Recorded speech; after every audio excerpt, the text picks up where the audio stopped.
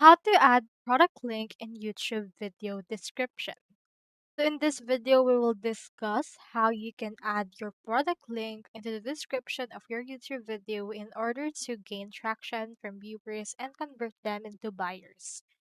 First thing you need to do is to head over to the YouTube studio by going to studio.youtube.com. You should be able to see this. From in there, click onto this content option. Now you should be able to see in here all the video that you have. If you want to add a new video, click on this create, click on upload and upload in here the video. In this case, I'll head over and then just use this one. Let me click onto this details right here. Now once you click onto the pencil icon for the details, you can see that we have our title as well as our description. In this case, just input your description that you would want.